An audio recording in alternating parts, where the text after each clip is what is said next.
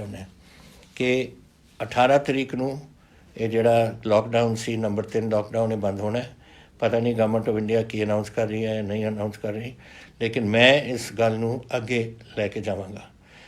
ਮੈਂ ਕਰਫਿਊ ਹਟਾ ਦੇਣੀ ਹੈ, ਕੋਈ ਕਰਫਿਊ ਨਹੀਂ ਹੋਏਗਾ ਪੰਜਾਬ 'ਚ 18 ਤਰੀਕ ਤੋਂ, ਲੇਕਿਨ ਲੋਕਡਾਊਨ ਅਸੀਂ ਰੱਖਾਂਗੇ।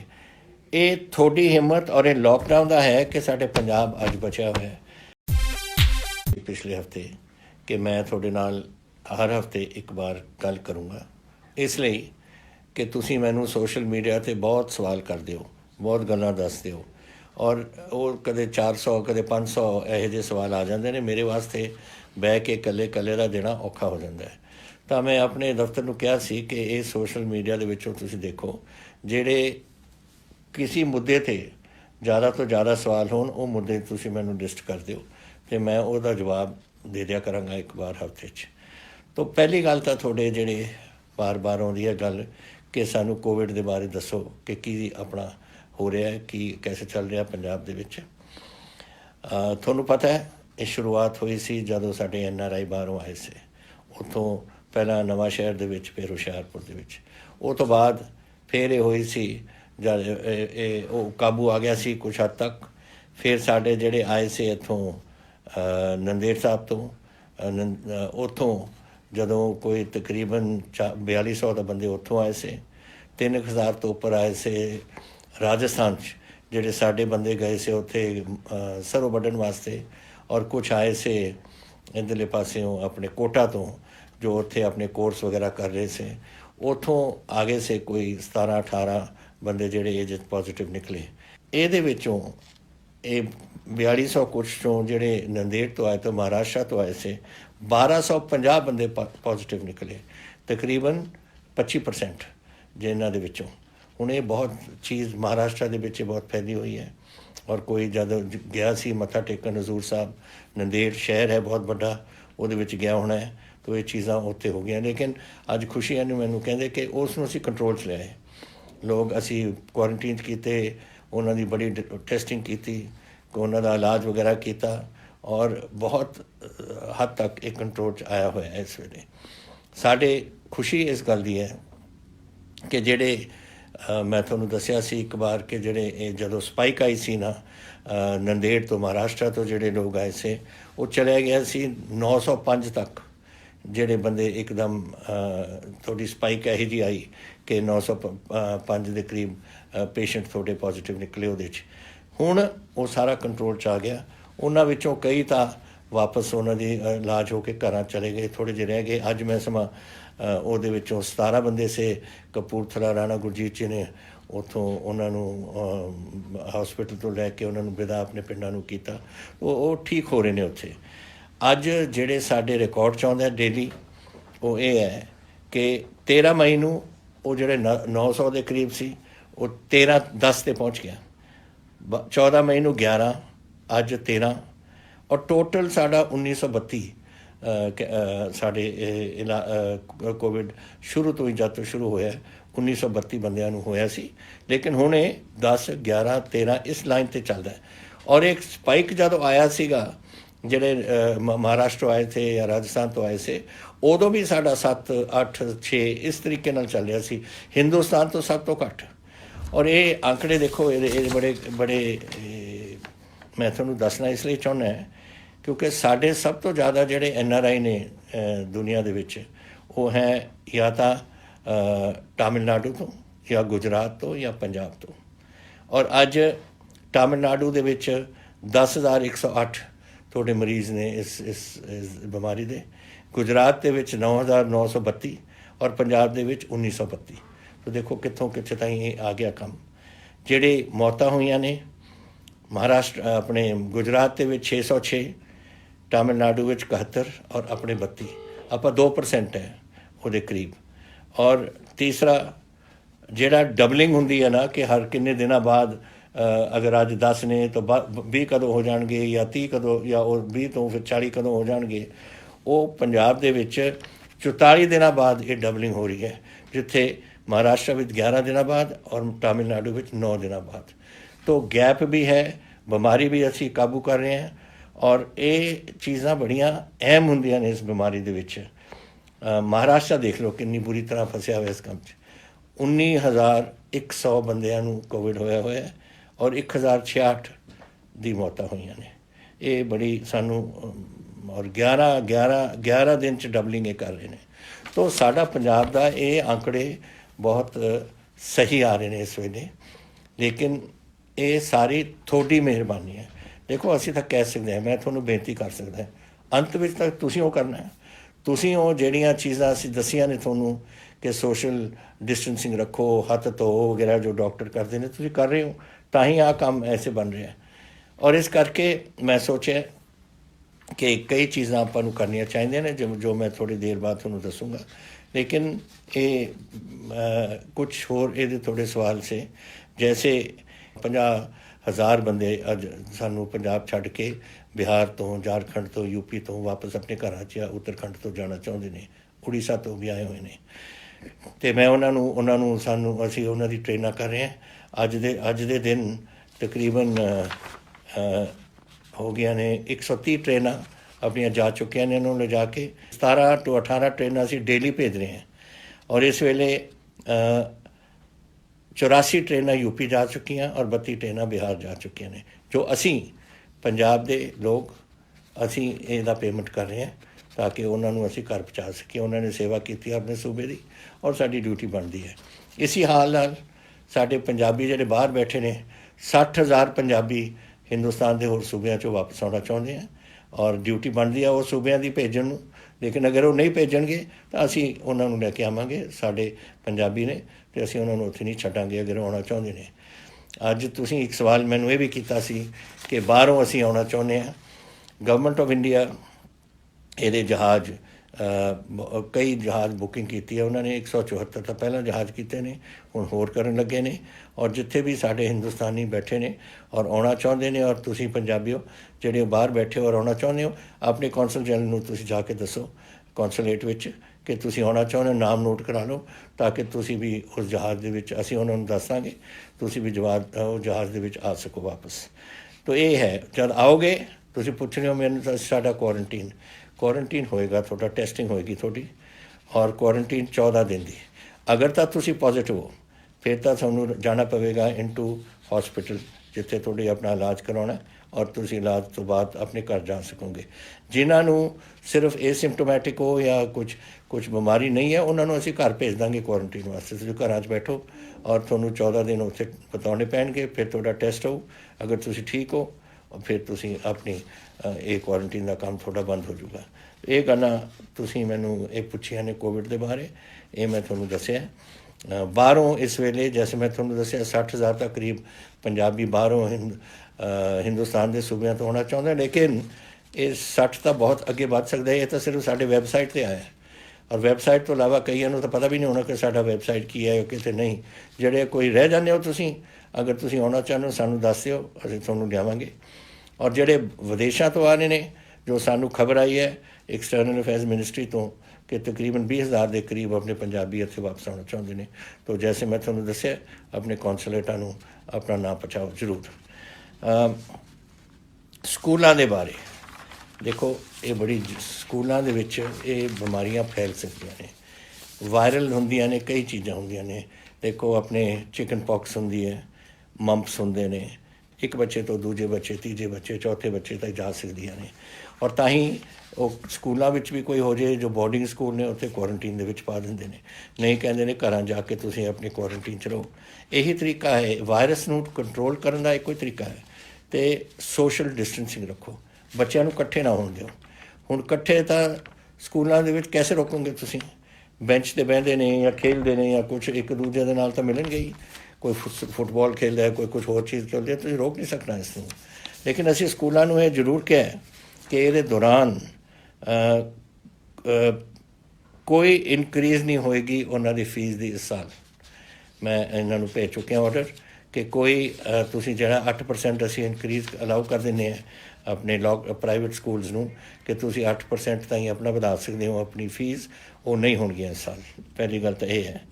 ਦੂਸਰਾ, ਔਨਲਾਈਨ ਐਜੂਕੇਸ਼ਨ ਰੱਖਣ, ਕਿਉਂਕਿ ਸਾਨੂੰ ਨਹੀਂ ਪਤਾ। ਅੱਜ ਮੈਨੂੰ ਤੁਸੀਂ ਪੁੱਛੋ ਕਿ ਕਿੰਨੀ ਦੇਰ ਕੋਵਿਡ ਚੱਲੇਗਾ, ਉਹ ਵੀ ਸਵਾਲ ਹੈ ਇੱਕ ਤੁਹਾਡਾ। ਮੈਂ ਕੈਸੇ ਦੱਸਾਂ ਤੁਹਾਨੂੰ ਕਿ ਦੁਨੀਆ 'ਚ ਨਹੀਂ ਪਤਾ ਕੈਸੇ ਚੱਲ ਰਿਹਾ। Nobody knows. एक बीमारी यही जी है जी चाइना तो शुरू हुई और चाइना फिर वापस पहुँच गई। अमेरिका का देखो की हाल है, ਲੱਖਾਂ ਦੇ ਕਰੀਬ ਉੱਥੇ ਲੋਕ ਬਿਮਾਰ ਹੋ ਗਏ ਔਰ ਪਤਾ ਨਹੀਂ 70-80 ਹਜ਼ਾਰ ਦੇ ਕਰੀਬ ਤਾਂ ਮਰ ਗਏ ਨੇ ਉੱਥੇ।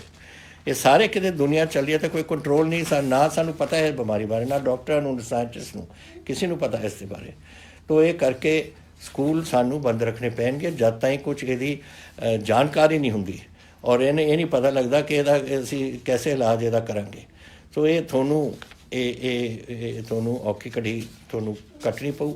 ਮੈਂ ਜਾਣਦਾ ਬੱਚਿਆਂ ਦੀ ਜਿਹੜੀ ਪੜ੍ਹਾਈ ਹੈ ਉਹ ਨਹੀਂ ਹੋਣੀ, ਲੇਕਿਨ ਔਨਲਾਈਨ ਤੁਸੀਂ ਅਗਰ ਜਿਹੜੇ ਸਕੂਲ ਕਰ ਸਕਦੇ ਨੇ ਤੁਸੀਂ ਕਰੋ। ਉਹਦੇ ਵਾਸਤੇ ਔਨਲਾਈਨ ਵਾਸਤੇ ਤਾਂ ਵੱਖ ਗੱਲ ਹੈ, ਲੇਕਿਨ ਹੋਰ ਕੋਈ ਬਿੱਲ ਨਹੀਂ ਤੁਸੀਂ ਲਾਉਣੇ। ਜੈਸੇ ਬਿਲਡਿੰਗ ਚਾਰਜਸ ਹੁੰਦੇ ਨੇ, ਟਰਾਂਸਪੋਰਟੇਸ਼ਨ ਚਾਰਜਸ, ਮੀਲ ਚਾਰਜਸ ਵਗੈਰਾ ਇਹ ਨਹੀਂ ਲੱਗਣਗੇ। ਅਗਰ ਤੁਸੀਂ ਔਨਲਾਈਨ ਦੀ ਸਿਖਲਾਈ ਹੈ ਉਹਦਾ ਜਿਹੜਾ ਕੁਝ ਤੁਹਾਡਾ ਖਰਚਾ ਹੁੰਦਾ ਉਹ ਤੁਸੀਂ ਬੇਸ਼ੱਕ ਚਾਰਜ ਕਰ ਸਕਦੇ ਹੋ। ਤਾਂ ਇਹ ਗੱਲਾਂ ਅਸੀਂ ਕਈ ਚੀਜ਼ਾਂ ਇਹ ਪ੍ਰਾਈਵੇਟ ਸਕੂਲਸ ਨੂੰ ਲਿਖ ਕੇ ਭੇਜੀਆਂ ਨੇ, ਅਖਬਾਰ 'ਚ ਆ ਜਾਣਗੀਆਂ ਔਰ ਮੈਂ ਆਸ ਕਰਦਾ ਕਿ ਤੁਸੀਂ ਆਪਣੇ ਬੱਚਿਆਂ ਨੂੰ ਪੜ੍ਹਾਓ ਜ਼ਰੂਰ। ਔਰ ਜੈਸੇ ਹੀ ਸਾਨੂੰ ਪਤਾ ਲੱਗਦਾ ਹੈ ਕਿ ਇਹ ਕੰਮ ਹੁਣ ਦਬਣ ਲੱਗ ਗਿਆ ਔਰ ਕੋਈ ਇਹਦਾ ਕੋਈ ਇਲਾਜ ਮਿਲ ਰਿਹਾ ਤਾਂ ਅਸੀਂ ਸਕੂਲ ਖੋਲ੍ਹ ਸਕਾਂਗੇ। ਇਹ ਤੁਹਾਡੇ ਬੱਚਿਆਂ ਦੀ ਬਿਹਤਰੀ ਵਾਸਤੇ ਹੈ, ਤੁਹਾਡੇ ਪਰਿਵਾਰ ਦੀ ਔਰ ਤੁਹਾਡੇ ਬੱਚਿਆਂ ਦੀ ਸਿਹਤ ਵਾਸਤੇ ਹੈ। And I am not willing to take risk. ਮੈਂ ਰਿਸਕ ਨਹੀਂ ਲਊਂਗਾ ਕਿ ਤੁਹਾਡੇ ਬੱਚਿਆਂ ਨੂੰ ਮੈਂ ਇੱਥੇ ਇਹੋ ਜਿਹੀ ਚੀਜ਼ 'ਚ ਫਸਾਵਾਂ ਜਿੱਥੇ ਉਹਨਾਂ ਨੂੰ ਬਿਮਾਰੀਆਂ ਹੋਣ ਜਿਹਦੇ ਤੋਂ ਸ਼ਾਇਦ ਨਿਕਲ ਨਾ ਸਕਣ। तो ये ज़रूरी है, मेरी जिम्मेवारी है और मैं आस करदा कि तुसीं इस जिम्मेवारी का मेरा साथ दोगे। खुशियाँ इस गल दियां जरूर ने कि जैसे तुसीं मैनूं ये भी पूछा सी फसल के बारे कि तुसीं हुण सौणी आ रही है, सौणी दी आपां फसल की करांगे। पहला गल तो यह है बधाई थोनों कि 123 लाख टन अपनी कणक आ चुकी है और दिन पर दिन 1 लाख सवा लाख डेली आ रही है। देखते हैं कितने ताईं पहुँचती है, लेकिन ये किसानों की हिम्मत है, थोड़े सारे की हिम्मत है जिन्हों के करके होया। तुसीं मैनूं फिर पूछा सी कि सौणी के बारे कि असीं 1 जून तो शुरू करना चाहुंदे। 1 जून तो तुसीं करोगे ना झोने नूं शुरू, वो तो अगस्त की अखीर दे पहली हफ्ते सितंबर के पक जूगी। तुसीं कटोगे कैसे, वढोगे कैसे, वो मॉइस्चर लैवल इन्नी हाई हो जानी। इस करके ये ना तुसीं गलती कर बैठना। असीं 10 तरीक तुहानूं दित्ती है, अगर तुसीं 1 जून तो लियाउने हो तो थोड़ी 25 अगस्त ताईं पक जानी है, जब सब तो ज़्यादा बारिश उदों होंदी है। क्या ਇਹਦਾ फायदा की है दसो पहला शुरू करन तो तुसीं ये मेरी गल मनो 10 जून ठीक टाइम है। वो फिर सितंबर विचाले जाके ये पक्कूगी, उदों तुसीं इसनूं वाढी 'च लग सकदी है और मंडी 'च आ सकदी है। तो ये गल मैं तुहानूं ये दसना चाहुंदा सी। होर थोड़े सवाल से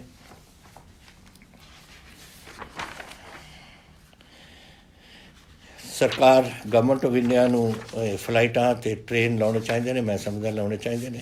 और फ्लाइटां तो जैसे मैं तुहानूं कहा लोगों नूं लैके आ रहे ने बाहरों और ट्रेनां तां हुण चल ही रही ने। असी जिहड़े अपने बंदे जा रहे हैं तो इस तो बाद जदों बंदियां नूं पहुंचा देण अपने अपने सूबियां दे विच उस तो बाद इन्हां नूं चालू करना चाहिए। मैं इहदे सहमत है। तुसीं ये भी कहा कि मैं एक छोटा संगरूर तो आया कि मैं एक छोटा बिजनेसमैन है लुधियाने तो मैं पिछले 2 महीने मेरी कोई कमाई नहीं हुई। मैं अपना बिजनेस कैसे खोल सकता है, दुकान होनी और कुछ छोटा जो कम होना है। असी ਇਹਦਾ अगले 2 ਦਿਨਾਂ ਦੇ ਵਿੱਚ ਤੁਹਾਨੂੰ पूरा ਇਹਦਾ ਕੱਢ ਕੇ ਦੇਵਾਂਗੇ। ਅਸੀਂ ਵੱਧ ਤੋਂ ਵੱਧ ਤੁਹਾਡੇ ਛੋਟੇ ਬਿਜ਼ਨੈਸਿਸ ਜਿਹੜੀਆਂ ਨੇ ਤੁਹਾਡੇ ਦੁਕਾਨਾਂ ਨੇ ਉਹ 18 ਤਰੀਕ ਨੂੰ ਤੁਹਾਨੂੰ ਪਤਾ ਹੈ ਸਾਡਾ लॉकडाउन ये पहला नंबर 3 लॉकडाउन ख़त्म हो रहा है और उस तो बाद ਆਪਾਂ ਨੇ फैसला करना है चौथे लॉकडाउन का। लेकिन 18 तरीक ਨੂੰ मैं थोड़ियाँ ਵੱਧ ਤੋਂ ਵੱਧ दुकाना और बिजनेसिस थोड़ा खोलांगा जिथे कंटेनमेंट एरियाज। हुण मैनूं ये रैड ऑरेंज ते हरा ये जिहड़ा लाल केसरी ते हरा जिहड़े रंग रखे ने मैं ये नाल कोई सहमत नहीं।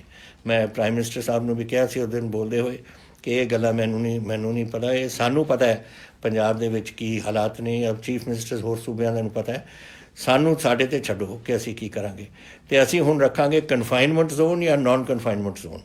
कन्फाइनमेंट जोन दे जिथे बीमारी है उत्थे महल्ले नूं सील ऑफ करके बाकी शहर मेरे खोलने का पूरा इरादा है और 18 तरीक नूं असीं करांगे ताकि तुसीं अपने बिजनेसिस उत्थे चला सको। मैनूं अफसोस है कि थोड़ा नुकसान होया, लेकिन करिए की, ये तो साढ़े सारिਆਂ ਦੇ हत्थ तो बाहर सी गल। और असी पहला मेरे वास्ते पंजाबियों की जान का खतरा सी वो दूर करना सी। ਤੁਹਾਡੀ ਜਾਨਾਂ ਬਚਾਉਣੀਆਂ ਸੀ, ਤੁਹਾਡੇ ਪਰਿਵਾਰਾਂ ਨੂੰ ਇਸ ਬਿਮਾਰੀ ਤੋਂ ਦੂਰ ਰੱਖਣਾ ਸੀ। ਇਹ ਮੇਰਾ ਪਹਿਲਾ ਸੀ। ਉਸ ਤੋਂ ਬਾਅਦ ਸੀ ਬਿਜ਼ਨਸ ਇੰਡਸਟਰੀ ਵਗੈਰਾ। ਲੇਕਿਨ ਹੁਣ ਸਮੇਂ ਆ ਗਿਆ, ਕਿਉਂਕਿ ਮੈਨੂੰ ਪਤਾ ਹੈ ਕਈ ਲੋਕ ਤਾਂ ਜੋ ਦੁਕਾਨਾਂ ਤੋਂ ਕਮਾਉਂਦੇ ਨੇ ਉਹੀ ਖਾਂਦੇ ਨੇ, ਅਤੇ ਇਸ ਤਰੀਕੇ ਨਾਲ 2 ਹਫ਼ਤੇ 2 ਮਹੀਨੇ ਤਾਂ ਬਹੁਤ ਲੰਬਾ ਹੋ ਜਾਂਦਾ ਅਰਸਾ। ਤਾਂ ਇਸ ਕਰਕੇ ਇਹਦਾ ਅਸੀਂ 18 ਤਰੀਕ ਨੂੰ ਐਲਾਨ ਕਰਾਂਗੇ ਤਾਂ ਕਿ ਤੁਸੀਂ ਆਪਣੇ ਵੀ ਉੱਥੇ ਕੰਮ ਚਲਾ ਸਕੋ। ਲੌਂਗ ਟਰਮ ਇਫੈਕਟ ਤੁਸੀਂ ਪੁੱਛਿਆ, ਇਹ ਜਲੰਧਰ ਤੋਂ ਆਇਆ ਹੈ ਰਿਸ਼ੀ ਮਲਹੋਤਰਾ ਜੀ ਦਾ ਸਵਾਲ ਕਿ ਲੌਂਗ ਟਰਮ ਇਫੈਕਟ ਕੋਵਿਡ ਦਾ ਸਾਡੇ 'ਤੇ ਕੀ ਹੈ। ਮੈਂ ਦੇਖੋ, ਇਹ ਇੱਕ ਬਿਮਾਰੀ ਹੈ, ਹਰ ਬਿਮਾਰੀ ਤੋਂ ਜਿਹੜਾ ਲੰਘ ਜਾਂਦਾ ਹੈ ਉਹ ਫਿਰ ਠੀਕ ਹੋ ਜਾਂਦਾ ਤਾਂ ਸਿਹਤ ਠੀਕ ਹੋ ਜਾਂਦੀ ਹੈ। ਔਰ ਵਾਹਿਗੁਰੂ ਕਰੇ ਇਹ ਬਿਮਾਰੀ ਕੋਈ ਲੌਂਗ ਟਰਮ ਕੋਈ ਅਸਰ ਨਾ ਪਵੇ ਕਿਸੇ 'ਤੇ, ਤੁਸੀਂ ਠੀਕ ਹੋ ਜਾਓਗੇ। ਜੋ ਪਤਾ ਲੱਗ ਰਿਹਾ, ਜੋ ਇੱਥੇ ਦੇ ਪੰਜਾਬ ਦੇ ਵਿੱਚ ਵੀ ਅੱਜ ਵੀ ਮੈਂ ਗੱਲ ਕਰ ਰਿਹਾ ਸੀ, ਕਪੂਰਥਲੇ 'ਚ 17 ਬੰਦੇ ਜਿਹੜੇ ਕੋਵਿਡ ਤੋਂ ਹੁਣ ਠੀਕ ਹੋਏ ਨੇ। ਉਹ ਕਹਿੰਦੇ ਸੀ ਅਸੀਂ ਚੜ੍ਹਦੀ ਕਲਾ 'ਚ ਹੈ, ਅਸੀਂ ਬੜੇ ਤਕੜੇ ਹੈ, ਸਭ ਕੁਛ ਠੀਕ ਹੈ। ਔਰ ਮੇਰਾ ਖਿਆਲ ਇੱਕ ਵਾਰ ਤੁਹਾਡੀ ਸਿਹਤ ਠੀਕ ਹੋ ਜਾਏ ਇਹ ਬਿਮਾਰੀ ਤੋਂ ਬਾਅਦ, ਬਿਲਕੁਲ ਤੁਸੀਂ ਠੀਕ ਰਹੋਗੇ, ਤਾਂ ਤੁਹਾਨੂੰ ਫਿਕਰ ਕਰਨ ਦੀ ਲੋੜ ਨਹੀਂ। ਔਰ ਤੁਸੀਂ ਬਸ ਤਗੜੇ ਤਰੀਕੇ ਨਾਲ ਫਿਰ ਜਿਹੜਾ ਕੰਮ ਚੱਲਿਆ ਹੋਇਆ ਉਸ 'ਤੇ ਲੱਗੋ।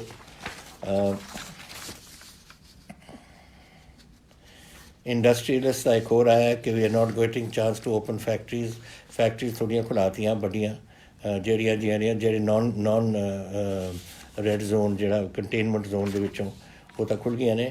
ਬਾਕੀ ਮੈਂ ਤੁਹਾਨੂੰ 18 ਨੂੰ ਜਿਹੜੇ ਛੋਟੇ ਬਿਜ਼ਨਸ ਕਿਤੇ ਜਿਹੜੇ ਲੋਕ ਕਹਿੰਦੇ ਨੇ ਕਿ ਉਹ ਔਰੇਂਜ ਜ਼ੋਨ ਜਾਂ ਰੈੱਡ ਜ਼ੋਨ ਹੈ, ਜਿਹੜੀ ਮੈਂ ਚੱਕ ਦਿੱਤੀ ਹੈ। ਮੈਂ ਤਾਂ ਕਹਿੰਦਾ ਕਿ ਕਨਫਾਈਨਮੈਂਟ ਜ਼ੋਨ ਹੈ ਜਾਂ non confinement zone. Confinement zone ਵਿੱਚ ਜਿੱਥੇ ਮੁਹੱਲਾ ਹੈ ਉਸ ਨੂੰ ਆਈਸੋਲੇਟ ਕਰਾਂਗੇ, ਇਹਦੇ ਇੱਕ ਬਫਰ ਜ਼ੋਨ ਛੱਡ ਦਾਂਗੇ ਔਰ ਬਾਕੀ ਅਸੀਂ ਸਭ ਕੁਝ ਖੋਲ੍ਹ ਦਾਂਗੇ। ਤਾਂ ਔਰ ਇਹੀ ਮੈਂ ਪ੍ਰਾਈਮ ਮਿਨਿਸਟਰ ਸਾਹਿਬ ਨੂੰ ਕਿਹਾ ਸੀ ਕਿ ਤੁਸੀਂ ਇਸ ਕੰਮ ਦਾ ਸਾਨੂੰ ਛੁੱਟ ਦਿਓ ਤਾਂ ਕਿ ਸਾਨੂੰ ਪਤਾ ਹੈ ਸਾਡੇ ਵਿੱਚ ਕੈਸੇ ਆ। ਸਾਡੇ ਡਿਪਟੀ ਕਮਿਸ਼ਨਰ, ਸਾਡੀ ਐਡਮਿਨਿਸਟ੍ਰੇਸ਼ਨ ਆਪ ਹੀ ਸਾਂਭ ਲੂਗੀ ਇਸ ਨੂੰ, ਇਹ ਵਾਰੀ ਕਰਨ ਦੀ ਲੋੜ ਨਹੀਂ। ਲੇਕਿਨ ਮੈਂ ਚਾਹੁੰਦਾ ਕਿ ਜ਼ਿਆਦਾ ਤੋਂ ਜ਼ਿਆਦਾ ਸਾਡੀ ਕਾਮਰਸ ਵਧੇ, ਸਾਡੀ ਬਿਜ਼ਨਸ ਵਧੇ, ਸਾਡੀ ਇੰਡਸਟਰੀ ਵਧੇ ਔਰ ਸਾਡੇ ਲੋਕਾਂ ਦੀ ਨੌਕਰੀਆਂ ਵਧਣ ਔਰ ਤੁਹਾਡੇ ਆਮਦਨ ਦੇ ਸਾਧਨ ਬਣਨ। ਇਹ ਹੁਣ ਉਸ ਕੰਮ 'ਤੇ ਆ ਗਏ ਅਸੀਂ ਔਰ ਉਸ ਕੰਮ 'ਤੇ ਅਸੀਂ ਪੂਰਾ ਜ਼ੋਰ ਤੁਹਾਡੇ ਨਾਲ ਲੱਗਣਾ ਹੈ। ਜਿਹੜੀ ਤੁਸੀਂ 2 ਗੱਲਾਂ ਕਹੀਆਂ ਸੀਆਂ ਇੰਡਸਟਰੀ ਵਾਸਤੇ ਸਟੀਮੂਲਸ ਜਾਂ ਹੈਲਪ EMI ਵਗੈਰਾ, ਇਹ ਗਵਰਨਮੈਂਟ ਆਫ ਇੰਡੀਆ ਦੇ ਹੱਥ ਵਿੱਚ ਹੈ। ਅਸੀਂ ਇਹਦੇ ਬਾਰੇ 26 ਮਾਰਚ ਨੂੰ ਮੈਂ ਇੱਕ ਚਿੱਠੀ ਲਿਖ ਚੁੱਕੇ ਹਾਂ ਪ੍ਰਾਈਮ ਮਿਨਿਸਟਰ ਨੂੰ ਔਰ ਮੈਂ ਉਸ ਨੂੰ ਫੋਲੋ ਅਪ ਕਰਾਂਗਾ ਕਿ ਜਿਹੜੇ ਹੁਣ ਤੁਸੀਂ ਐਲਾਨ ਕਰ ਰਹੇ ਹੋ ਯਾਨੀ ਕਿ 20 ਲੱਖ ਕਰੋੜ ਅਸੀਂ ਪੂਰੇ ਹਿੰਦੁਸਤਾਨ ਦੇਣਾ, ਉਹ ਉਹਨਾਂ ਕੀ ਦੇਣਾ ਹੈ, ਕੈਸੇ ਦੇਣਾ ਹੈ, ਕੀ ਕੁਝ ਕਰਨਾ ਹੈ, ਉਹ ਅਸੀਂ ਲਿਖ ਰਹੇ ਹਾਂ ਲੈਟਰ। ਇੱਕ ਮੈਂ 20 ਮਾਰਚ ਨੂੰ ਇਸ ਤੋਂ ਬਹੁਤ ਪਹਿਲਾਂ ਇੱਕ ਮੈਂ ਲੈਟਰ ਲਿਖ ਚੁੱਕਿਆ ਸੀ ਜੋ ਮੈਂ ਠੀਕ ਸਮਝਦਾ ਸੀ ਕਿ ਗੱਲਾਂ ਹੋਣੀਆਂ ਚਾਹੀਦੀਆਂ ਨੇ। ਹੁਣ ਇਹਨਾਂ ਦੀ ਅਨਾਊਂਸਮੈਂਟ ਤੋਂ ਬਾਅਦ, ਦਿੱਲੀ ਦੀ ਅਨਾਊਂਸਮੈਂਟ ਤੋਂ ਬਾਅਦ ਮੈਂ ਉਹ ਗੱਲਾਂ ਨੂੰ ਇੱਕ ਅਮਲੀ ਜਾਮਾ ਬਣਾ ਕੇ ਇਹ ਮੈਂ ਲਿਖਣਾ ਚਾਹੁੰਦਾ ਹਾਂ ਦੁਬਾਰਾ ਕਿ ਫਲਾਣੀ 1 2 3 4 ਇਹ ਪੁਆਇੰਟਸ ਬਣਾ ਕੇ ਕਿ ਇਹਨਾਂ ਦੇ ਵਿੱਚ ਤੁਸੀਂ ਸਾਡੀ ਇਸ ਤਰੀਕੇ ਨਾਲ ਹੈਲਪ ਕਰ ਸਕਦੇ ਹੋ ਜੋ ਤੁਸੀਂ ਐਲਾਨ ਕੀਤਾ ਹੈ। ਆਈ ਐਗਰੀ ਵਿਥ ਯੂ, ਜਿਹੜੀ ਤੁਸੀਂ ਗੱਲ ਕਹੀ ਹੈ ਕਿ ਐਡੀਸ਼ਨਲ ਫਸਲ ਦਾਣਾ ਵਗੈਰਾ ਖਾਣਾ ਵਗੈਰਾ ਦੇਣਾ ਚਾਹੀਦਾ ਹੈ ਗਰੀਬਾਂ ਵਾਸਤੇ ਔਰ ਤੁਹਾਨੂੰ ਇਹ ਬੁਰਾ ਲੱਗਦਾ ਹੈ, ਬੁਰਾ ਤਾਂ ਮੈਨੂੰ ਵੀ ਲੱਗਦਾ ਹੈ। ਲੇਕਿਨ ਜਿਹੜਾ ਬੰਦਾ ਆਪਣੇ ਬੱਚੇ ਨੂੰ ਰੋਟੀ ਨਹੀਂ ਖਵਾ ਸਕਦਾ ਉਹ ਫਿਰ ਸਾਡੀ ਡਿਊਟੀ ਬਣ ਜਾਂਦੀ ਹੈ। ਤੁਹਾਨੂੰ ਪਤਾ ਕਿੰਨਾ ਅਸੀਂ ਦੇ ਚੁੱਕੇ ਹਾਂ ਇਸ ਵੇਲੇ 1 ਕਰੋੜ ਪੈਕੇਟ ਅਸੀਂ ਦੇ ਚੁੱਕੇ ਹਾਂ। 3 ਕਰੋੜ ਦੀ ਆਪਣੀ ਆਬਾਦੀ ਹੈ ਲੇਕਿਨ ਹਾਲੇ ਵੀ ਲੋਕਾਂ ਨੂੰ ਪੂਰੀ ਰੋਟੀ ਨਹੀਂ ਮਿਲ ਰਹੀ ਕਿਉਂਕਿ ਇਹ ਜਿਹੜੇ ਮਾਈਗਰੈਂਟ ਲੇਬਰ ਹੈ ਜਾਂ ਆਪਣੀ ਲੇਬਰ ਹੈ ਜਾਂ BPL ਸਾਡੀ ਫੈਮਿਲੀਜ਼ ਨੇ। ਹੁਣ ਮਾਈਗਰੈਂਟ ਲੇਬਰ ਤਾਂ 13 ਲੱਖ ਬੈਠੀ ਹੈ, ਉਹ ਜਦੋਂ ਉਹਨਾਂ ਨੂੰ ਕੋਈ ਨੌਕਰੀ ਨਾ ਮਿਲੇ ਤਾਂ ਫਿਰ ਉਹ ਵਿਚਾਰੇ ਰੋਟੀ ਖਾਣਗੇ ਕਿੱਥੋਂ, ਤਾਂ ਦਿਹਾੜੀਦਾਰ ਨੇ ਸਾਰੇ। ਇਸ ਕਰਕੇ ਸਾਨੂੰ ਰੋਟੀ ਦੇਣੀ ਪੈ ਰਹੀ ਔਰ ਚੱਲ ਰਹੀ ਹੈ ਇਸ ਵੇਲੇ, ਬੰਦ ਨਹੀਂ ਹੋ ਰਹੀ, ਅਸੀਂ ਬੰਦ ਨਹੀਂ ਕਰਾਂਗੇ। ਅਸੀਂ ਜਿਹੜਾ ਭੁੱਖਾ, ਮੈਂ ਪਹਿਲਾਂ ਕਿਹਾ ਇੱਕ ਵਾਰ, ਪੰਜਾਬ ਦੇ ਵਿੱਚ ਅਸੀਂ ਕਿਸੇ ਨੂੰ ਭੁੱਖੇ ਸੌਣ ਨਹੀਂ ਦੇਣਾ ਔਰ ਇਹੀ ਗੱਲ 'ਤੇ ਅਸੀਂ ਜੋ ਕੁਝ ਲੋੜ ਹੈ ਸਾਨੂੰ ਇਹ ਗਰੀਬਾਂ ਦੀ ਮਦਦ ਕਰਨ ਵਾਸਤੇ, ਇਹ ਸਾਡੀ ਸਾਰਿਆਂ ਦੀ ਡਿਊਟੀ ਬਣਦੀ ਹੈ ਔਰ ਸਰਕਾਰ ਦੀ ਡਿਊਟੀ ਬਣਦੀ ਹੈ ਕਿ ਉਹਨਾਂ ਨੂੰ ਅਸੀਂ ਪੂਰਾ ਉਹਨਾਂ ਦਾ ਰਾਸ਼ਨ ਪਾਣੀ ਸਾਰਾ ਦੇ ਸਕੀਏ। ਤੁਸੀਂ ਫਿਰ ਕਿਹਾ ਸੀ ਕਿ ਪੰਜਾਬ ਟਰਾਂਸਪੋਰਟ ਕਦੋਂ ਰਿਜ਼ਿਊਮ ਹੋ ਜਾਏਗੀ, ਇਹ ਮੈਂ ਤੁਹਾਨੂੰ ਦੱਸਦਾ 18 ਤਰੀਕ ਤੋਂ ਅਸੀਂ ਇਹਨੂੰ ਰਿਜ਼ਿਊਮ ਕਰਾਂਗੇ ਜਿੱਦਣ ਇਹ ਕੋਵਿਡ ਪਹਿਲਾਂ ਹੋਏਗਾ। ਹੁਣ ਮੈਂ ਕੋਵਿਡ ਦੇ ਬਾਰੇ ਤੁਹਾਨੂੰ ਇੱਕ ਗੱਲ ਦੱਸਣਾ ਚਾਹੁੰਦਾ ਕਿ 18 ਤਰੀਕ ਨੂੰ ਇਹ ਜਿਹੜਾ ਲੋਕਡਾਊਨ ਸੀ ਨੰਬਰ 3 ਲੋਕਡਾਊਨ ਇਹ ਬੰਦ ਹੋਣਾ। ਪਤਾ ਨਹੀਂ government of India Ki announce ਕਰ ਰਹੀ ਹੈ ਨਹੀਂ ਅਨਾਊਂਸ ਕਰ ਰਹੀ, ਲੇਕਿਨ ਮੈਂ ਇਸ ਗੱਲ ਨੂੰ ਅੱਗੇ ਲੈ ਕੇ ਜਾਵਾਂਗਾ। ਮੈਂ ਕਰਫਿਊ ਹਟਾ ਦੇਣੀ ਹੈ, ਕੋਈ ਕਰਫਿਊ ਨਹੀਂ ਹੋਏਗਾ ਪੰਜਾਬ 'ਚ 18 ਤਰੀਕ ਤੋਂ, ਲੇਕਿਨ ਲੋਕਡਾਊਨ ਅਸੀਂ ਰੱਖਾਂਗੇ। ਇਹ ਤੁਹਾਡੀ ਹਿੰਮਤ ਔਰ ਇਹ ਲੋਕਡਾਊਨ ਦਾ ਹੈ ਕਿ ਸਾਡੇ ਪੰਜਾਬ ਅੱਜ ਬਚਿਆ ਹੋਇਆ ਹੈ। ਅੱਜ ਹੁਣ ਜਿਹੜੇ ਦੇਖੋ ਅਗਰ 60,000 ਲੋਕ ਬਾਹਰੋਂ ਆ ਜਾਣ ਤੇ 20 ਲੱਖ ਵਿਦੇਸ਼ਾਂ ਤੋਂ ਆ ਜਾਣ ਤੇ ਸਾਨੂੰ ਉਹਦਾ ਧਿਆਨ ਰੱਖਣਾ ਪਊ। ਅਸੀਂ ਉਹਨਾਂ ਨੂੰ ਕੁਆਰੰਟੀਨ 'ਚ ਪਾਵਾਂਗੇ ਸਾਰਿਆਂ ਨੂੰ, ਲੇਕਿਨ ਫਿਰ ਵੀ ਕੁਝ ਘੁੰਮਦੇ ਨੇ, ਉਦੋਂ ਜਦ ਅਸੀਂ ਆਉਂਦੇ ਨੇ ਉਦੋਂ ਤਾਂ ਲੱਗਦੇ ਨੇ ਪੋਜ਼ੀਟਿਵ, ਹਫ਼ਤੇ ਬਾਅਦ 10 ਦਿਨ ਬਾਅਦ ਫਿਰ ਉਹਨਾਂ ਨੂੰ ਕੋਈ ਬਿਮਾਰੀ ਲੱਗ ਜਾਂਦੀ ਹੈ, ਕਿਉਂਕਿ ਬਿਮਾਰੀ 5ਵੇਂ ਔਰ 7ਵੇਂ ਦਿਨ ਦੇ ਦਰਮਿਆਨ ਇਹ ਦਿਖਦੀ ਹੈ। ਜਿਹਨੂੰ ਲੱਗ ਜਾਂਦੀ ਹੈ ਪਹਿਲੇ ਦਿਨ ਤਾਂ ਠੀਕ ਹੁੰਦਾ, ਤਾਂ ਜਦ ਪਾਲਮ ਆ ਜਾਏ ਉਦੋਂ ਤਾਂ ਠੀਕ ਲੱਗਦਾ, ਉਦੋਂ ਟੈਸਟ ਵੀ ਕਲੀਅਰ ਹੋਣਗੇ, ਲੇਕਿਨ ਹਫ਼ਤੇ 10 ਦਿਨ ਬਾਅਦ ਫਿਰ ਹੋ ਸਕਦਾ, ਫਿਰ ਕੀ ਕਰਾਂਗੇ। ਤੋ ਇਸ ਕਰਕੇ ਸਾਨੂੰ ਲੋਕਡਾਊਨ ਰੱਖਣਾ ਪਊ ਜਦ ਤੱਕ ਸਾਰੇ ਪੰਜਾਬੀ ਘਰ ਨਹੀਂ ਆਉਂਦੇ। ਲੇਕਿਨ ਮੈਂ ਉਹਦੇ 'ਚ ਰਾਹਤ ਬੜੀ ਦੇਵਾਂਗਾ, ਮੈਂ ਰਾਹਤ ਦੇਵਾਂਗਾ, ਲੇਕਿਨ ਤੁਸੀਂ ਮੇਰਾ ਹੁਣ ਸਾਥ ਤੁਹਾਨੂੰ ਦੇਣਾ ਪਊ। ਦੇਖੋ ਮੈਂ ਨਹੀਂ ਚਾਹੁੰਦਾ ਕਿ ਇਹ ਬਿਮਾਰੀ ਜ਼ਿਆਦਾ ਫੈਲੇ ਇੱਥੇ, ਔਰ ਤੁਸੀਂ ਵੀ ਤੰਗ ਹੋ। ਤੰਗੀ ਜਿਹੜੀ ਲੋਕਡਾਊਨ ਦੀ ਹੁੰਦੀ ਹੈ ਇਹ ਲੋਕਾਂ ਨੂੰ ਤੰਗ ਕਰਨ ਦੀ ਉਹ ਗੱਲ ਹੈ, ਲੇਕਿਨ ਇਹ ਤੁਹਾਡੀ ਸਿਹਤ ਵਾਸਤੇ ਹੈ। ਔਰ ਤੁਸੀਂ ਮੇਰਾ ਸਾਥ ਦਿੱਤਾ, ਮੈਂ ਤੁਹਾਨੂੰ ਬੇਨਤੀ ਕੀਤੀ ਸੀ ਔਰ 2 ਮਹੀਨੇ ਤੁਸੀਂ ਮੇਰਾ ਸਾਥ ਦੇ ਕੇ ਆਪਾਂ ਪੰਜਾਬ ਬਚਾ ਲਿਆ। ਹੁਣ ਮੇਰੀ ਇੱਕ ਤੁਹਾਨੂੰ ਬੇਨਤੀ ਹੋ ਰਿਹਾ ਕਿ ਮੈਂ 31 ਮਈ ਤਾਈਂ ਇਸ ਨੂੰ ਫਿਰ ਲੈ ਕੇ ਜਾਊਂਗਾ, ਬੜੀ ਰਾਹਤ ਮਿਲੇਗੀ ਉਹਦੇ 'ਚ, ਲੇਕਿਨ ਤੁਸੀਂ ਮੇਰਾ ਸਾਥ ਦੇਣਾ ਹੈ ਤਾਂ ਕਿ ਇਹ ਹੋਰ ਫੈਲੇ ਨਾ। ਇਹ ਜਿਹੜੇ ਲੋਕ ਆਉਣਗੇ 60,000 ਇੱਕ ਔਰ 20,000 ਹੋਰ 80,000 ਹੋਰ ਲੋਕ ਪੰਜਾਬ ਦੇ ਵਿੱਚ ਆਉਣਗੇ, ਅਗਰ ਇਹ ਲਿਆਉਣਗੇ ਇਸ ਨੇ ਥੋੜ੍ਹਾ ਕੰਟਰੋਲ ਆਪਾਂ ਨੂੰ ਰੱਖਣਾ ਪਊ। ਔਰ ਵਾਹਿਗੁਰੂ ਕਰੇ 31 ਮਾਰਚ ਤਾਈਂ ਆਪਾਂ ਨੂੰ ਫਿਰ ਅੱਗੇ ਜਾਣ ਦੀ ਲੋੜ ਨਾ ਪਵੇ, ਅਗਰ ਆਪਾਂ ਕੰਟਰੋਲ ਕਰ ਸਕੀਏ। ਔਰ ਕੰਟਰੋਲ ਕਰਨਾ ਔਰ ਇਹਦਾ ਸੰਭਾਲ ਕਰਨੀ ਇਹ ਤੁਹਾਡੇ ਹੱਥ ਦੇ ਵਿੱਚ ਹੈ। ਤਾਂ ਮੈਂ ਆਸ ਕਰਦਾ ਕਿ ਤੁਸੀਂ ਮੇਰੀ ਗੱਲ ਫੇਰ ਮੰਨੋਗੇ ਇੱਕ ਵਾਰ, ਔਰ ਆਪਾਂ ਆਪਣੇ ਪੰਜਾਬ ਨੂੰ ਇਸ ਬਿਮਾਰੀ ਤੋਂ ਕੱਢੀਏ ਔਰ ਆਪਾਂ ਉਸ ਨੂੰ ਬਚਾਈਏ।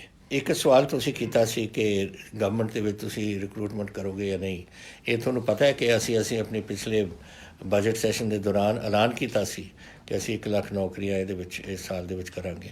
ਫਿਰ ਕੋਵਿਡ ਹੋ ਗਿਆ ਸ਼ੁਰੂ, ਲੇਕਿਨ ਇਹਦਾ ਮਤਲਬ ਇਹ ਨਹੀਂ ਕਿ ਅਸੀਂ ਨਹੀਂ ਕਰਾਂਗੇ, ਇਹ ਬਿਲਕੁਲ ਕਰਾਂਗੇ। ਇਹਦੇ ਵਾਸਤੇ ਅਸੀਂ ਹੁਣ ਬਣਾ ਰਹੇ ਹਾਂ ਕਿ ਕਿਸ ਤਰੀਕੇ ਨਾਲ ਅਸੀਂ ਇਹ ਰਿਕਰੂਟਮੈਂਟ ਡਰਾਈਵ ਕਰਨੀਆਂ ਨੇ, ਔਰ ਕੁਛ ਦਿਨਾਂ ਵਿੱਚ ਤੁਹਾਡੇ ਸਾਹਮਣੇ ਇਹ ਗੱਲ ਅਸੀਂ ਰੱਖਾਂਗੇ ਤਾਂ ਕਿ ਜਿਨ੍ਹਾਂ ਨੇ ਅਪਲਾਈ ਕਰਨਾ ਹੈ ਉਸ ਵਾਸਤੇ ਕਰੋ, ਔਰ ਅਸੀਂ ਇੰਟਰਵਿਊਜ਼ ਵਗੈਰਾ ਦਾ ਪ੍ਰਬੰਧ ਕਰ ਰਹੇ ਹਾਂ। ਇੱਕ ਤਾਂ ਇਹ ਹੈ। ਇੱਕ ਮੁਕੁਲ ਚੋਪੜਾ ਜੀ ਨੇ ਪੁੱਛਿਆ ਮੈਨੂੰ ਕਿ GNDU ਦਾ ਐਗਜ਼ਾਮੀਨੇਸ਼ਨ ਕਦੋਂ ਰੱਖਿਆ ਜਾਵੇਗਾ। ਇਹ ਮਸਲਾ ਤਾਂ ਹੈ ਤਾਂ ਇਹ ਵਾਈਸ ਚਾਂਸਲਰ ਦਾ ਔਰ ਉਹਨਾਂ ਦੇ ਆਪਣੇ ਫੈਸਲਿਆਂ ਦਾ, ਲੇਕਿਨ ਜੋ ਮੈਨੂੰ ਪਤਾ ਲੱਗਿਆ ਕਿ UGC ਨੇ ਬੋਰਡ ਐਗਜ਼ਾਮਸ ਅਰਲੀ ਆਪਣੇ ਯੂਨੀਵਰਸਿਟੀ ਦੇ ਐਗਜ਼ਾਮਸ ਅਰਲੀ ਜੁਲਾਈ ਦੇ ਵਿੱਚ ਉਹ ਰੱਖਣਾ ਚਾਹੁੰਦੇ ਨੇ, ਔਰ ਬੋਰਡ ਐਗਜ਼ਾਮ CBSE ਦੇ ਵੀ ਜੁਲਾਈ ਦੇ ਵਾਸਤੇ ਸ਼ੈਡਿਊਲ ਹੋਏ ਨੇ, ਲੇਕਿਨ ਇਹ ਅਨਾਊਂਸਮੈਂਟ ਤਾਂ ਫਿਰ ਵਾਈਸ ਚਾਂਸਲਰ ਸਾਹਿਬ ਕਰਨਗੇ ਕਿਸ ਤਰੀਕੇ ਨਾਲ UGC ਨਾਲ ਗੱਲ ਕਰਕੇ ਕਿਸ ਤਰੀਕੇ ਨਾਲ ਕਰਨਾ ਚਾਹੁੰਦੇ ਨੇ। ਤੀਸਰਾ ਜਿਹੜਾ ਮੈਂ ਇੱਕ ਹੋਰ ਸਵਾਲ ਤੁਹਾਡੇ ਨਾਲ ਕਰਨਾ ਚਾਹੁੰਦਾ, ਜਿਹੜਾ ਮੈਂ ਸਮਝਦਾ ਕਿ ਤੁਸੀਂ ਇਹ ਬੜੀ ਸੋਚ ਕੇ ਤੁਸੀਂ ਮੈਨੂੰ ਪੁੱਛਿਆ ਕਿ ਆਪੋਜੀਸ਼ਨ ਪਾਰਟੀਜ਼ ਤੁਹਾਡੇ 'ਤੇ ਇਲਜ਼ਾਮ ਵਗੈਰਾ ਲਾਉਂਦੀਆਂ ਨੇ, ਤੁਸੀਂ ਕੀ ਸਮਝਦੇ ਹੋ ਉਸ ਦੇ ਬਾਰੇ। ਦੇਖੋ ਗੱਲ ਇਹ ਲੜਾਈ ਹੈ ਸਾਡੇ ਭਵਿੱਖ ਦੀ, ਆਪਣੇ ਬੱਚਿਆਂ ਦੇ ਭਵਿੱਖ ਦੀ, ਤੁਹਾਡੇ ਪਰਿਵਾਰਾਂ ਦੇ ਭਵਿੱਖ ਦੀ, ਪੰਜਾਬ ਦੇ ਹਿੰਦੁਸਤਾਨ ਦੇ ਭਵਿੱਖ ਦੀ। ਔਰ ਮੈਂ ਸਾਰੇ ਆਪੋਜੀਸ਼ਨ ਪਾਰਟੀਆਂ ਨੂੰ ਸੱਦਿਆ ਸੀ ਔਰ ਮੈਂ ਉਹਨਾਂ ਨੂੰ ਬੁਲਾਇਆ ਕਿ ਸਾਰਿਆਂ ਨੇ ਮੈਨੂੰ ਭਰੋਸਾ ਦਿੱਤਾ ਸੀ, ਹਰ ਪਾਰਟੀ ਨੇ, ਕਿ ਅਸੀਂ ਤੁਹਾਡਾ ਇਸ ਕੋਵਿਡ ਦੇ ਬਿਮਾਰੀ ਦੇ ਸਮੇਂ ਤੁਹਾਡਾ ਪੂਰੀ ਸਪੋਰਟ ਕਰਾਂਗੇ। ਅਗਰ ਹੁਣ ਉਹ ਭੁੱਲ ਗਏ ਨੇ ਆਪਣਾ ਜਿਹੜਾ ਵਾਅਦਾ ਮੇਰੇ ਨਾਲ ਕੀਤਾ ਸੀ ਔਰ ਹੁਣ ਸਿਆਸਤ ਨੂੰ ਅੱਗੇ ਲਿਆਏ ਨੇ, ਫਿਰ ਮੈਂ ਕੀ ਕਹਿ ਸਕਦਾ ਇਹਦੇ ਬਾਰੇ। ਵੈਸੇ ਉਹਨਾਂ ਨੂੰ ਸੋਚਣਾ ਚਾਹੀਦਾ ਹੈ ਕਿ ਇਹ ਪੰਜਾਬ ਦੇ ਔਰ ਪੰਜਾਬ ਦੇ ਲੋਕਾਂ ਦਾ ਭਵਿੱਖ ਹੈ, ਔਰ ਜਦੋਂ ਤਾਈਂ ਇਹ ਲੜਾਈ ਮੁੱਕਦੀ ਨਹੀਂ ਔਰ ਆਪਾਂ ਇਹਦੇ 'ਚ ਫਤਿਹ ਨਹੀਂ ਆਪਾਂ ਇੱਥੇ ਹੋਵਾਂਗੇ ਤਾਂ ਇਹ ਗੱਲ ਪੰਜਾਬ ਦੇ ਵਿੱਚ ਫੈਲਦੀ ਰਹੂ। ਔਰ ਇਸ ਕਰਕੇ ਸਾਡਾ ਸਾਥ ਹੋਣਾ ਚਾਹੀਦਾ ਸੀ ਉਹਨਾਂ ਦਾ। ਔਰ ਮੈਂ ਅੱਜ ਵੀ ਆਸ ਕਰਦਾ ਕਿ ਜਿਹੜਾ ਭਰੋਸਾ ਉਹਨਾਂ ਨੇ ਮੈਨੂੰ ਦਿੱਤਾ ਹੈ ਉਹ ਇਸ ਕੋਵਿਡ ਤੋਂ ਇਲਾਵਾ ਜੋ ਮਰਜ਼ੀ ਕਰੋ ਸਿਆਸਤ, ਲੇਕਿਨ ਕੋਵਿਡ ਵਿੱਚ ਸਾਡਾ ਸਾਥ ਦਿਓ ਤਾਂ ਕਿ ਆਪਾਂ ਪੰਜਾਬ ਨੂੰ ਔਰ ਪੰਜਾਬੀਆਂ ਨੂੰ ਇਸ ਔਰ ਆਪਣੇ ਬੱਚਿਆਂ ਨੂੰ ਇਸ ਤੋਂ ਬਚਾ ਸਕੀਏ। ਮੈਨੂੰ ਇੱਕ ਮਹਿੰਦਰਪਾਲ ਜੀ ਨੇ ਜਲੰਧਰ ਤੋਂ ਲਿਖੀ ਹੈ ਚਿੱਠੀ ਕਿ ਉਹ ਇੱਕ ਪਾਸ ਲੈਣਾ ਚਾਹੁੰਦੇ ਸੀ, ਉਹਨਾਂ ਨੂੰ ਪਾਸ ਨਹੀਂ ਮਿਲਦਾ। ਇਹ ਮੈਨੂੰ ਹੈਰਾਨੀ ਲੱਗਦੀ ਹੈ ਇਸ ਗੱਲ ਦੀ, ਕਿਉਂਕਿ ਡਿਪਟੀ ਕਮਿਸ਼ਨਰਸ ਔਰ SSPs ਨੂੰ ਦੱਸਿਆ ਗਿਆ ਕਿ ਜੋ ਆਪਣੇ ਪਾਸ ਲੈ ਕੇ ਕੁਛ ਖਾਸ ਜ਼ਰੂਰੀ ਕੰਮ ਕਰਨਾ ਚਾਹੁੰਦੇ ਉਹਨਾਂ ਨੂੰ ਦਿੱਤਾ ਜਾਵੇ। ਅਤੇ ਮੈਂ DC ਜਲੰਧਰ ਨੂੰ ਅੱਜ ਇਨਫੋਰਮ ਕਰਦੇ ਹਾਂ ਮਹਿੰਦਰਪਾਲ ਜੀ ਕਿ ਤੁਹਾਨੂੰ ਇਹ ਪ੍ਰੋਬਲਮ ਨਾ ਹੋਵੇ ਔਰ ਇਹ ਤੁਹਾਨੂੰ ਪਾਸ ਇੱਕਦਮ ਦਿੱਤਾ ਜਾਵੇ ਤਾਂ ਕਿ ਤੁਸੀਂ ਆਪਣੇ ਫੈਮਿਲੀ ਨੂੰ ਜਲੰਧਰ ਤੋਂ ਬਠਿੰਡੇ ਪਹੁੰਚਾ ਸਕੋ। ਇਹ ਔਰ ਬਾਕੀ ਡਿਪਟੀ ਕਮਿਸ਼ਨਰ ਵੀ ਦੱਸ ਰਹੇ ਕਿ ਜੋ ਇਹ ਜੀ ਕੋਈ ਹੁੰਦੇ ਨੇ ਮੰਗਾਂ ਹੁੰਦੀਆਂ ਨੇ ਇਹ ਉਹਨਾਂ ਨੂੰ ਪੂਰੀਆਂ ਕਰਨੀਆਂ ਚਾਹੀਦੀਆਂ ਨੇ। ਉਹ ਅੱਜ ਮੈਂ ਉਹਨਾਂ ਨੂੰ ਇਹ ਭੇਜ ਰਿਹਾ। ਔਰ ਅਖੀਰ ਵਿੱਚ ਇੱਕੋ ਹੀ ਗੱਲ ਰਹਿ ਗਈ ਕਰਨ ਨੂੰ, ਔਰ ਉਹ ਹੈ ਤੁਹਾਡਾ ਧੰਨਵਾਦ ਕਰਨਾ। ਦੇਖੋ ਜਿਸ ਤਰੀਕੇ ਨਾਲ ਤੁਸੀਂ CM ਰਿਲੀਫ ਫੰਡ ਵਾਸਤੇ ਪੈਸੇ ਭੇਜੇ ਨੇ, ਮੈਂ ਆਸ ਨਹੀਂ ਕਰਦਾ ਸੀ ਕਿ ਇਸ ਤਰੀਕੇ ਨਾਲ ਪੈਸੇ ਪਹੁੰਚਣਗੇ। ਬਹੁਤ ਪੈਸੇ ਪਹੁੰਚੇ ਨੇ। ਉਹਦੀ ਪਹਿਲੀ ਪੇਮੈਂਟ ਸ਼ਾਇਦ ਤੁਹਾਨੂੰ ਪਤਾ ਲੱਗਿਆ ਹੋਣਾ ਕਿ ਅਸੀਂ ਕੀਤੀ ਸੀ। ਜਿਹੜੇ 2 ਸਾਡੇ ਮੁਲਾਜ਼ਮ ਇਸ ਉਹਨਾਂ ਦੀ ਮੌਤਾਂ ਹੋ ਗਈਆਂ। ਇੱਕ ਤਾਂ DSP ਸੀਗੇ ਲੁਧਿਆਣੇ ਤੋਂ, ਔਰ ਦੂਸਰੇ ਸੇ ਰੈਵਨਿਊ ਮਹਿਕਮੇ ਤੋਂ ਇੱਕ ਕਾਨੂੰਗੋ ਸੇ। ਉਹਨਾਂ ਦੋਨਾਂ ਨੂੰ ਅਸੀਂ ਇਹਦੀ ਜੋ ਦੇਣਾ ਸੀਗਾ ਉਹਨਾਂ ਨੂੰ ਰਿਲੀਫ ਵਗੈਰਾ ਉਹਨਾਂ ਦੇ ਪਰਿਵਾਰਾਂ ਨੂੰ ਅਸੀਂ ਦਿੱਤੀ ਹੈ।